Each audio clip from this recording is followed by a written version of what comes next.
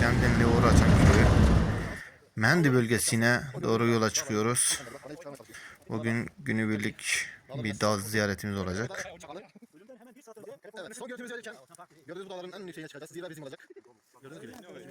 Artık hazırız. Hazırız. Hazırız. Evet, tek tabanca değil de iki tabanca çıkan adam. Hazırız artık. Şehinlerin gözlüğü. İşte bu şöyle çıkan adam.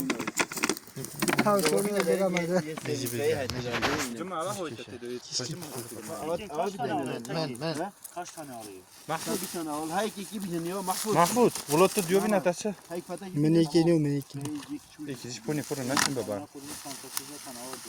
Al gel on can ko. Ay patates na. Hazırız. Hazır. Şimdi gider.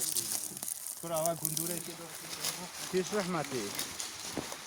Bacağı bu idare nasıl?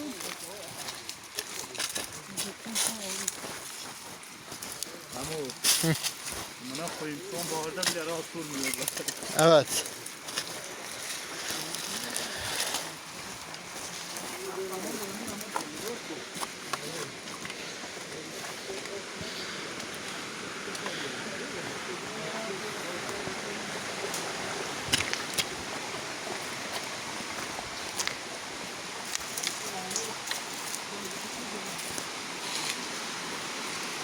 Çaydan kiraya.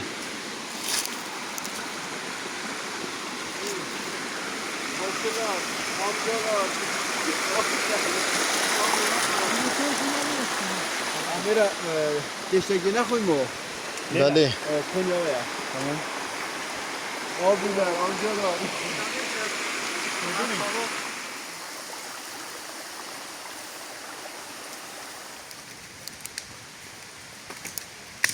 Tamam.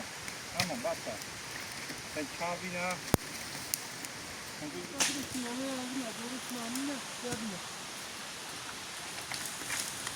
Tamam. Romo kaya gibi mi? Bakın hadi hadi defan kokudani.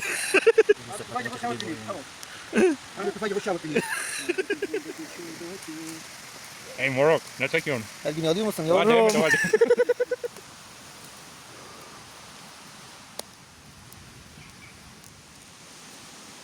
Ey Allah'ım kudret.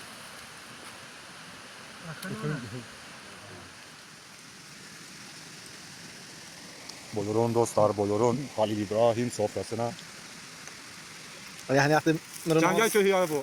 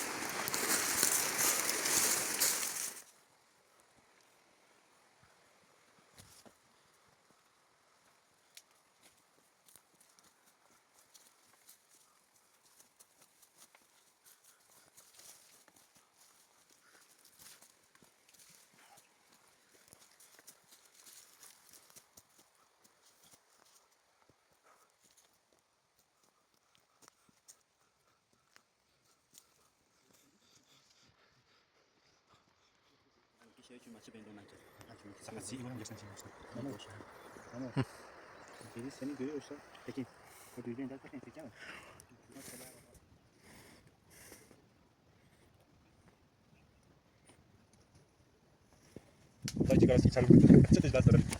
الرجل شو ازوتان لو كنت تم قلت امتي كي تمتازي او شربان تمشولها بيلي از شو جاب